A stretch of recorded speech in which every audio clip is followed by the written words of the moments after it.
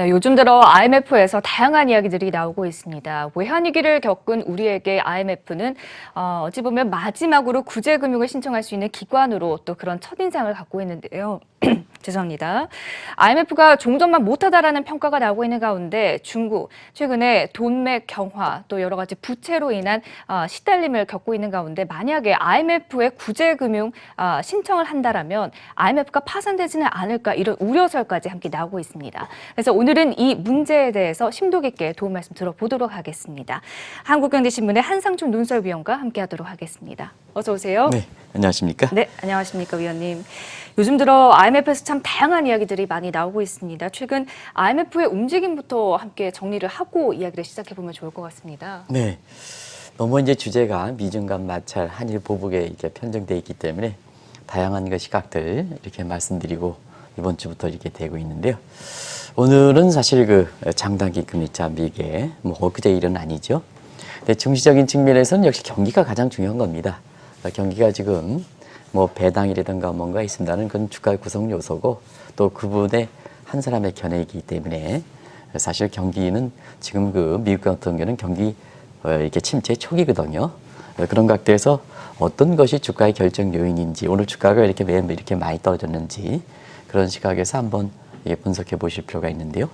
일단은 그 미국 증시가 이렇게 떨어진 거는 채권금리 역전 현상이 또 발생함에 따라서 경기 침체에 대한 우려, 그래서 주가가 떨어지는 현상이 발생하고 있다 이렇게 보시면 되고요.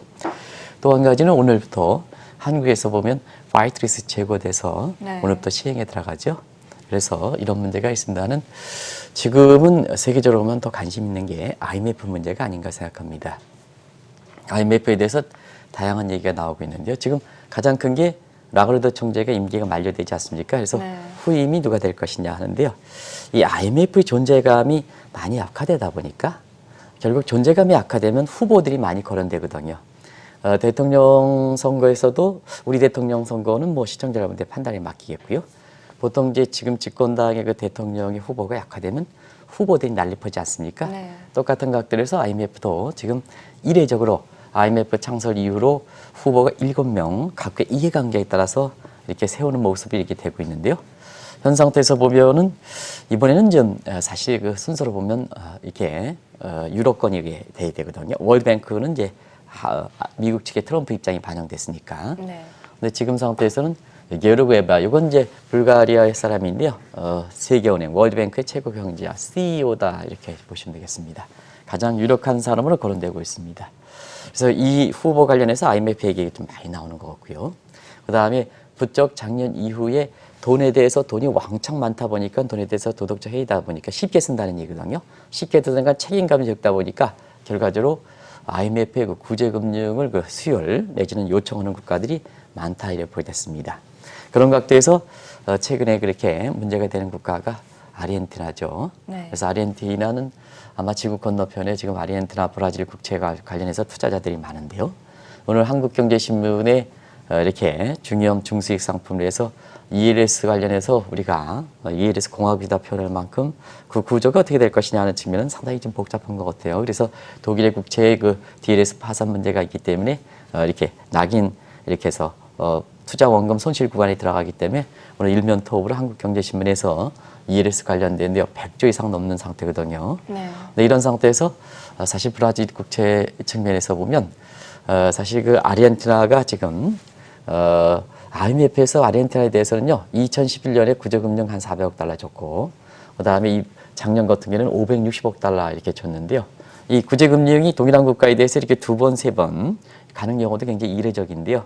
문제는 이렇게 이례적이라는 것은 줘야 되는 요인이 그렇게 많지 않은데도 불구하고 줬다면 IMF 사람들이 좋은 사람들 입장에서는 책임이 있는 거고 네. 수요를 받는 입장에서 책임이 있는 거거든요. 그렇죠. 근데 돈 뗄 입장이 있습니다. 또 안 갚겠다 하는 일이다 보니까 결과적으로 지금 아르헨티나 사태에 대해서는 정책 문제와 함께 2001년에 아르헨티나 악몽이 재현되는 것이 아니냐 하는 네.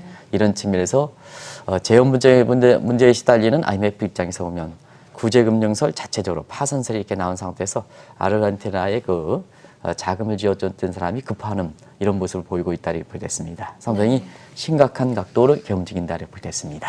네, 방금 2001년 악몽도 말씀을 해주셨는데 최근에 아르헨티나 사태가 상당히 심각하게 돌아가고 있지 않습니까?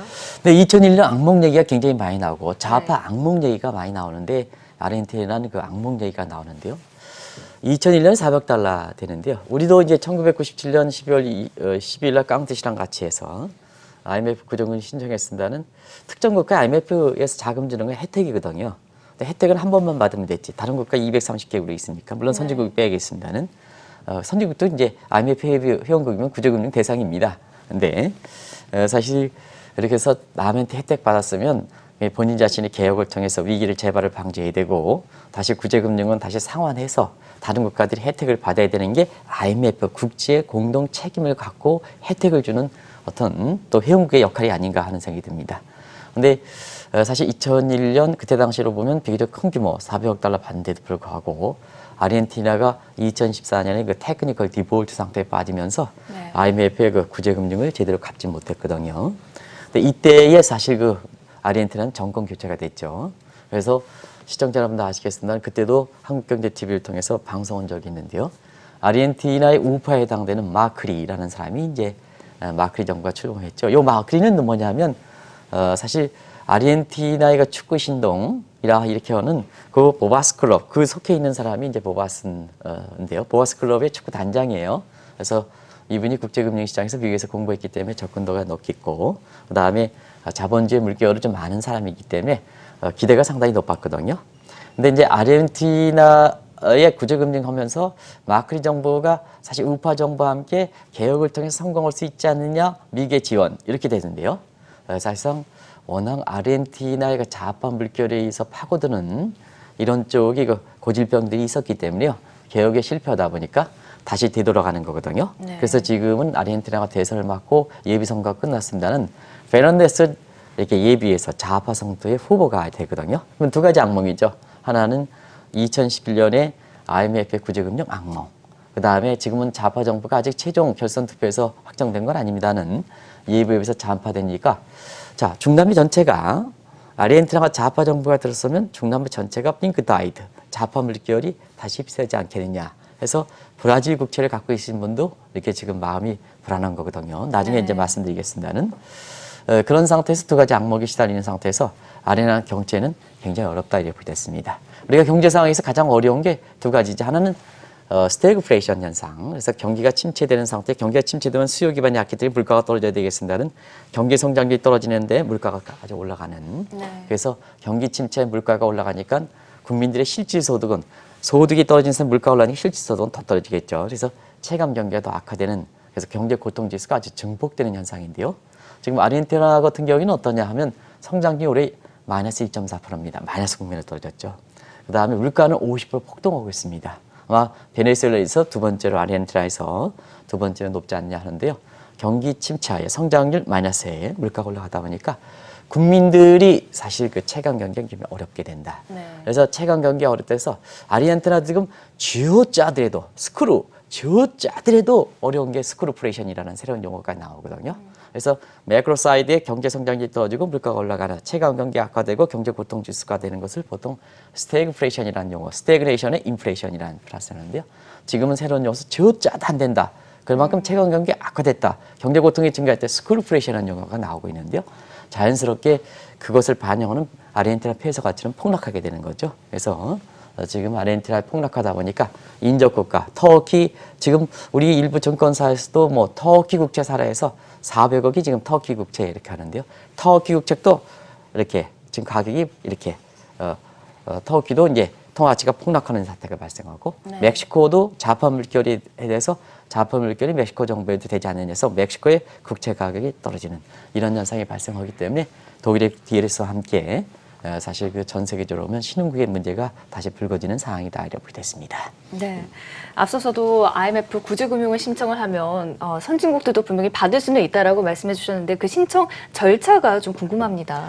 네, 신청 절차는 일단 구제금융 신청하면 회원국들은 주게끔 돼 있습니다. 그걸 목적으로 했기 때문에. 근데 이제 국제금융시장 안정변이라는 것은 세계가 폐쇄 경제 체제에 있을 때는 대부분 다 IMF 회원국들이 세계 주도하는 국가고 그다음에 거기에 금융시장이 불안했을 때 구제금융하면 그것만 잡히면 세계 경제 입장에서 국제금융이 안전변했거든요.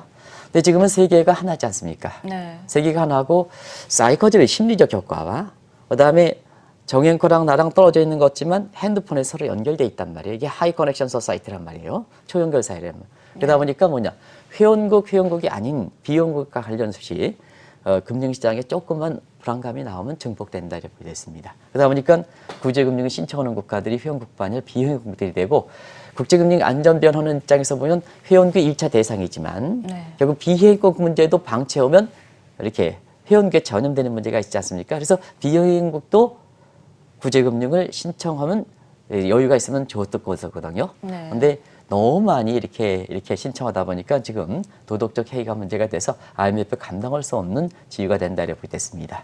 그러면 많은 분들이 얘기하는 게 IMF가 구제금융 신청하면 다 받을 수 있느냐 하는 이런 각도죠. 네. 돈이 있어야 되죠, 돈이. 그렇죠. 돈이 네. 있어야 되지 않습니까? 그래서 이 돈 문제를 확보하기 위해서 IMF가 창설서부터 일단은 구제금융은 원칙적으로 회원국만 준다. 근데 이게 1945년 전후의 상황과 지금과는 다르지 않습니까? 하나가 됐기 때문에 비회원국도 구제금융을 줘야 된다. 안 주면 전파 속도기 때문에 국제금융 시장의 안정을 불안을 초래한다 이렇게 보시면 되겠거든요. 그래서 1차적으로 회원국 대상으로 하고 그다음에 이제 돈 내는 데 있어서 골드 트랜짓 이제 특별 쿼터라 그리고 크레딧 트랜짓 하는데요. 요건 이제 네. 골드 트랜짓은 금융 불안시에 수시로 인출되고 그다음에 일반 쿼터는 내가 원화로 국제화되지 않은 원화를 놓으면은 원화가 넣은 만큼 환율에 감안해서 이렇게 자금 인출하는 조건부죠. 이렇게 해서 이제 사실 재원을 조달했었는데요.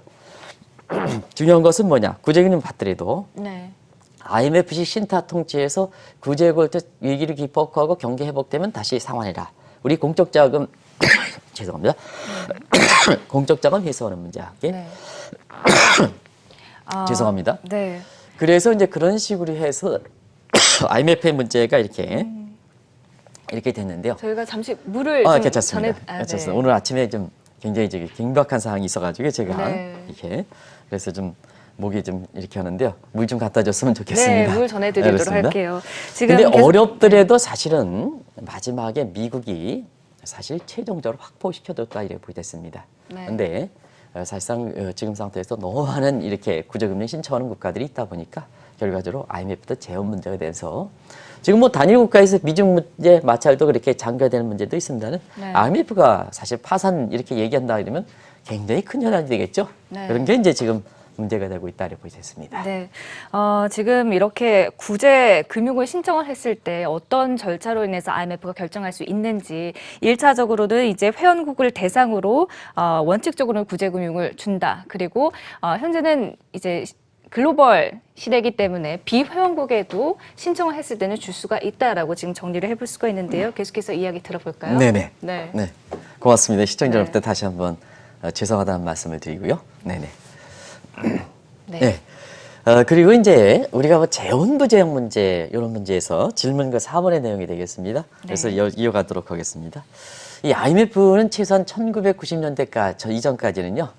이렇게 사실 재원 문제에 시달리지 않았습니다. 네. 근데 이제 IMF의 재원 부재 문제에 시달려 왔던 것은 아마 1990년대에 우리가 외환위기다 봤던 당시에 그때에 선진국하지만 유럽 통화위기가 이렇게 겪었어요. 그 조지 소로스가 나왔죠. 네. 근데 이때까지만 해도 IMF의 재원 부재 문제는 그렇게 없고 그다음에 영국이라든가 이게 파운드 위기인데도 불구하고 IMF의 구제금융 신청하는 경우는 없었거든요. 근데 이것이 이제 1994년 중남미 체계 지금 문제죠. 그다음에 1997년 아시아 외환위기 전염 효과 때문에 아시아 국가들이 전체적으로 문제가 있었죠. 네. 그다음에 이제 1998년 아시아 러시아 모라토리엄 사건 이런 사건 때문에 IMF의 재원 부족 문제에 시달렸다고 보겠습니다. 근데 지금처럼 그때는 그 구제금융선 파산설이 나오지 않았던 것은 그때 자본의 가장 큰 잉여국이 지금은 중국이지만 그때는 일본이었었거든요. 네. 일본은 IMF와 이렇게 회원국이면서 미국과 그때 당시 아주 관계가 좋았었죠. 네. 그러다 보니까 일본과 같은 자본 잉여국이 IMF를 백업했기 때문에 사실은 재원 문제가 나오긴 했어도 IMF가 지금처럼 그 파산설이 나오진 않았다 이렇게 됐습니다. 근데 최근에 왜 이렇게 IMF에서 이렇게 파산설이 나올까? 네. 실제로 또 깜짝 놀라지 마시기 바랍니다. IMF 파산설이 나오는데요. 그게 왜 그러냐면 일단은 트럼프 정부 들어오면서 전 세계적으로 이기주의죠. 국수주의니까. 네. 트럼프조차도 IMF 탈퇴하겠다는 거 아니겠습니까? 그러니까 IMF도 미온적으로 가는 거죠. 미온적으로 가는 겁니다. 미온적으로 가는 게 왜 그럴까 하는 측면에서는 IMF가 재원부족에 시달리기 때 트럼프가 거기다 자금을 주지 않겠다는 얘기입니다. 그러다 보니까 지금 것처럼 재원부족 문제, 신청하는 국가는 많지. 이기주의로 인해서 IMF 이상 자체는 낮아지지. 네. 그리고 트럼프가 IMF의 쿼터에서 가장 많이 확보하고 있는 것이 미국인데요. 오바마 정부까지 어려움은 넣습니다는 지금은 IMF가 필요 없다 하는 입장이거든요. 더더구나 나중에 말씀드리겠습니다는 중국과의 지금 자본 이용국이 중국이죠. 중국과의 갈등 때문에 중국이 이렇게 갈등이 심화된 상태에서 이렇게 보면 이 문제가 종결되지 않을 때는 트럼프는 뭐냐? 미중 간 마찰에서 이기기 위해서 IMF에서 자금 지원을 하지 않겠다는 문제가 이렇게 나오다 보니까 네. 결과적으로 보면 지금 어떠냐 하면요. IMF 자체 신용으로 근데 회원국들이 돈을 안 주니까 네. 최후의 보이는 미국도 안 주니까 또 중국계에서는 나중에 말씀드리겠지만 중국도 사정이 어려우니까 자체적으로 자체 신용을 해서 IMF가 이렇게 사실 그 자체 신용을 이렇게 바탕으로 해서 국채까지 발행하는 그 이면에 있어서는 부도설까지 나오는 이런 쪽이 지금 상황이 되고 있다. 이렇게 보시면 되겠습니다. 네. 트럼프 대통령 말씀해 주셨는데 이 트럼프 대통령의 비협조로 인해서 라가르드 총재가 이제 세계 최대 외환 보유를 갖고 있는 중국에 또 자꾸 다가서는 모습을 보이고 있지 않습니까? 라가르드의 포지션은 최소한 트럼프 정부 출범 이후에는 반 트럼프, 그다음에 친 시진핑 성향을 보였다 이렇게 보여졌습니다. 네. 근데 공교롭게도 트럼프 정부 측면에 미중 간 마찰이 심화됐죠. 그러다 보니까 사실상 라가르드와 트럼프 간에 원래는요 최대 쿼터국인 미국의 대통령과 사실 IMF는 미국의 에이전시 역할을 한다, 대변인 역할을 한다. 그래서 IMF의 총재와는 전통적으로 아주 긴밀한 관계를 유지했던 네. 것이 과거의 모습입니다. 그런데 사실 재원 부족 문제에 시달리다 보니까 국제금융 시장의 안전변 역할을 하는 게 IMF인데요. 아무리 미국 주도에 된다 하더라도 돈 문제, 부족 문제에 시달려니까. 근데 지금 그동안 최후의 보를 역할을 했던 미국이 트럼프 때문에 안 준다 그러면 어떻게 했습니까? 손 벌릴 건데 가야 되죠. 내 책임 다하기 위해서. 라가르드는 뭐냐? 트럼프 관계가 준 게 아니라 내가 총재로서는 회원국들의 금융시장 안정을 기여해야 되다 보니까 이 자본이 많은 국가로 가는 거죠. 그래서 시진핑의 손을 벌렸다 이렇게 됐습니다. 그래서 지금 상태에서 트럼프와 라가르드 총재 간은 아주 이렇게 불화설이 나돌고 지금 상태에서는 미국이 사실 이 라가르드 분은 이태리 사람이거든요. 그러다 보니까 이제 유럽 사람 못 믿겠다.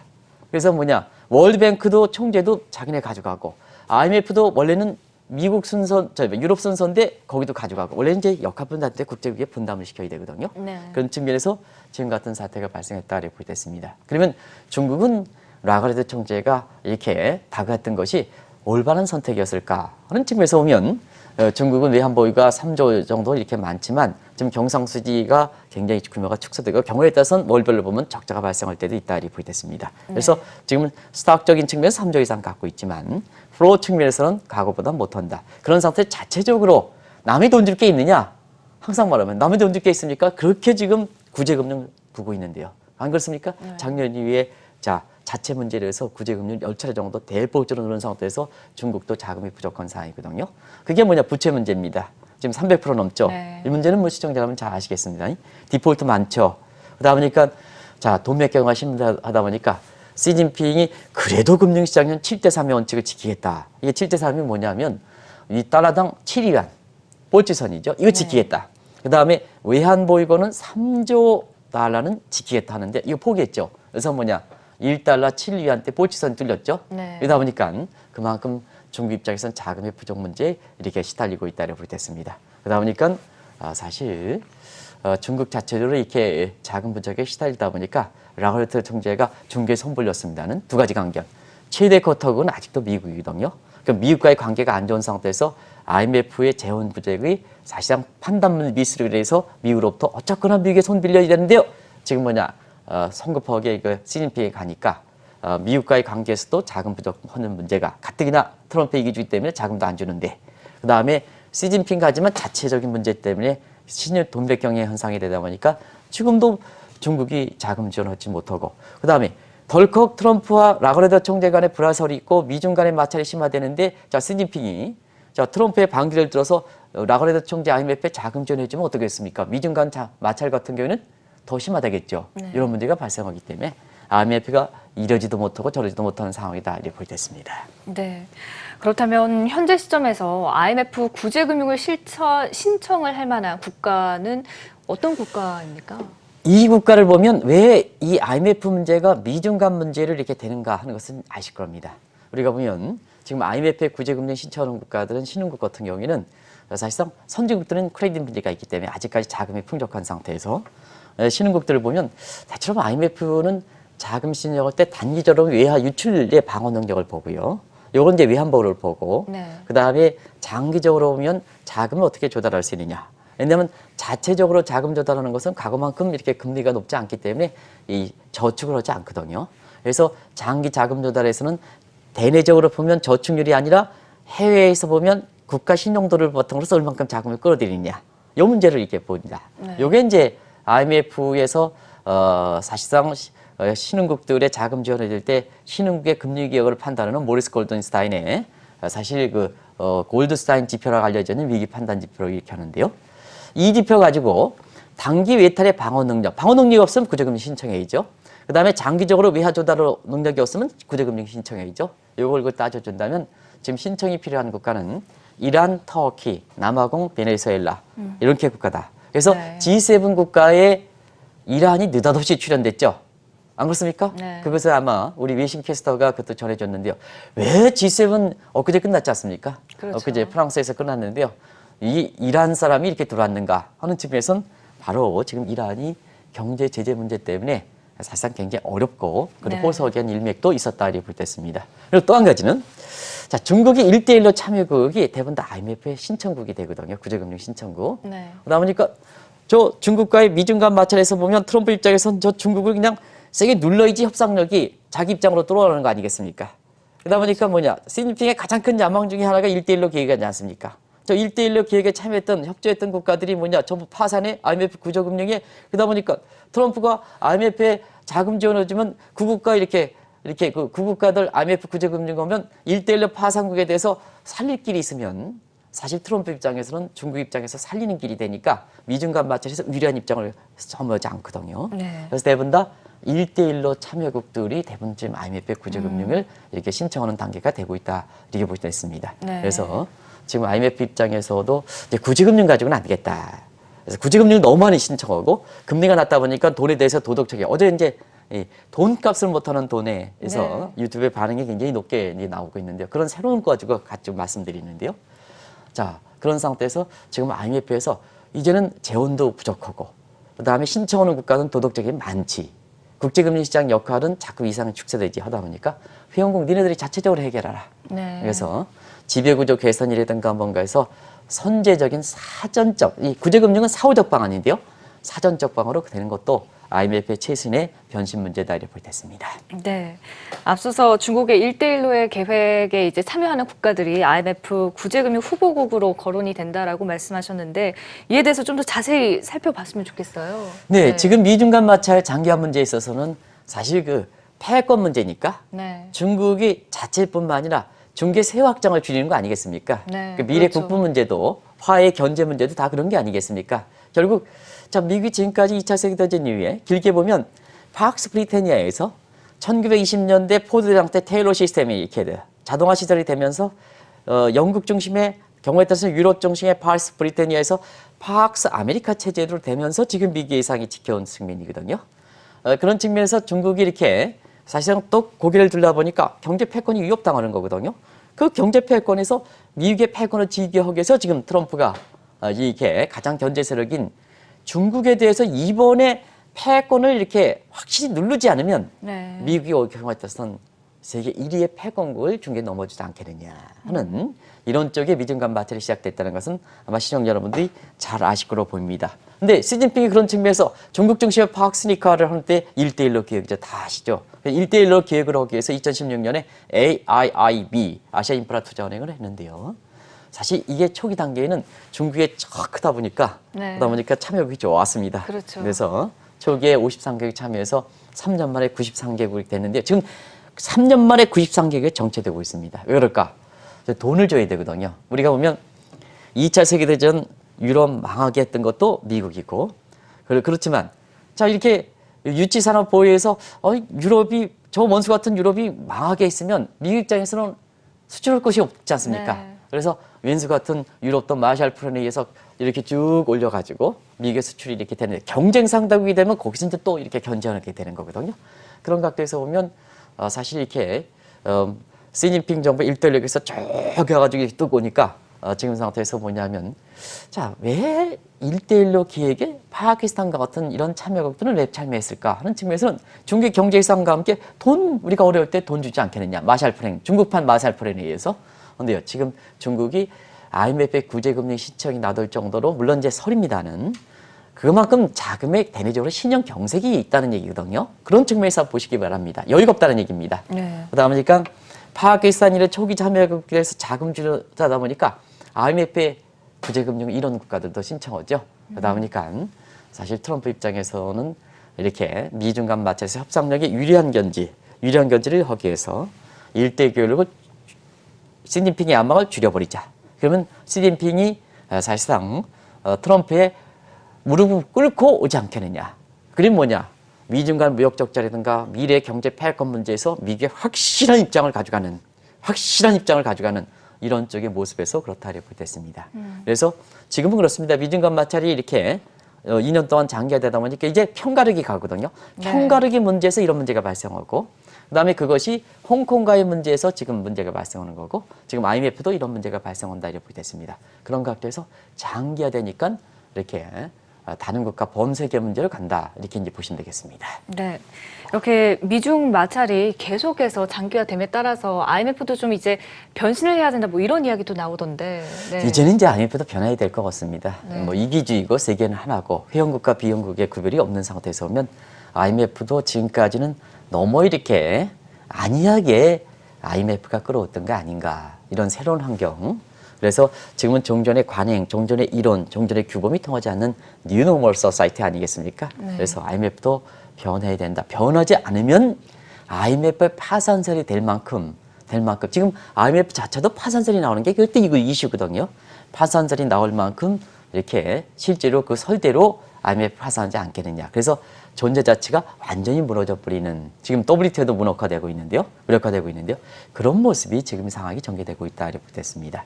그러다 보니까 이것이 외로 빠져가지고 갈 수 있는 것은 자 미국이 그동안 최대 IMF를 통해서 최대 혜택을 누렸는데요. 트럼프가 오면서 요 IMF의 미온적 입장이고 정작 필요할 때 트럼프가 역할을 하지 않는다는 얘기거든요. 네. 그러면 자 다른 국가들 입장에서는 한편으로 달러 문제에 대해서 달러를 가져가지 못했다. 자 어제도 이제 강남 지역에서 강의할 때 그런 얘기를 하시더라고요. 세계에서 경제 비중이 지금 미국이 10%대인데요. 달러 결제는 지금 60%대거든요. 혜택을 많이 누리는 거거든요. 그러다 보니까 다른 국가 입장에서는 달러 이제 의존하지 않겠다 해서 탈달러 움직임을 가는 거거든요. 그런 상태에서 IMF도 이제는 미국의 대변인 역할을 할 수는 없다 이렇게 보시됐습니다. 하면 사실상 파산된다. 그러다 보니까 자 한편으로 파산선과 함께 다른 국가들도 이제는 IMF가 미국에 의존하면 낫지 않느냐. 그래서 네. IMF도 분권화 문제가 나오고 있다 이렇게 보시됐습니다. 시간이 이게 많이 됐습니다는 이 문제도 하나씩 얘기해야 되는데 그냥 IMF가 지금까지 미국 중심이었었는데요. 자 이제 맡겨놓으니까 국제금융 중심지 자국의 금융시장도 트럼프의 목을 매는 꼴이고 IMF의 목을 매는 꼴이다. 바꿔야 된다. 경제 다극화, 그다음에 통화 다극화, 탈달러와 그런 상태에서 국제기구 다변화, IMF 기획 분권화 문제다 이렇게 됐습니다. 네. 그래서 유럽도 트로이카 방식의 그 그리스 금융, 피그스 국가의 구제금융, 그래서 구제금융 방식, 트로이카 방식에서 이걸 발전적인 치원을 나왔던 것이 유로판 IMF, 그래서 유로피언 마니터리 펀드에서 EMF를 설립하는 움직임을 보이고 있고, 그 다음에 시진핑 정부도 자 그래, 그럼 우리도 이렇게 1대1의 참여국을 중심으로 해서 자 IMF를 만들겠다 해서 중국판 IMF에 해당되는 CRA, 이건 이제 우리나라에 보면 긴급 외환기금 이렇게 외환보유 기금이 되겠습니다. 이렇게 해서 분권 움직임을 보이고 있다 이렇게 됐습니다. 최근에 이렇게 미중 간 마찰 경제 한일 보복이지만 세계적으로 보면 이게 큰 현상들이 많이 나타나고 있다 이렇게 보여졌습니다. 이런 것이 앞으로 어떻게 될 건가 하는 측면은 한번 단기적으로 보면 이렇게 큰 흐름에서 변화가 많이 있는 것에 대해서 한번 주목하실 필요가 있다는 걸 말씀드리겠습니다. 네. 미중 마찰이 장기화됨에 따라 중국의 IMF 구제금융 요청설과 또 IMF 파산설 이런 이슈들을 좀 종합적인 시각에서 심도 깊은 도움 말씀 들어봤습니다. 지금까지 한국경제신문 한상춘 논설위원이었습니다. 말씀 고맙습니다. 네, 고맙습니다.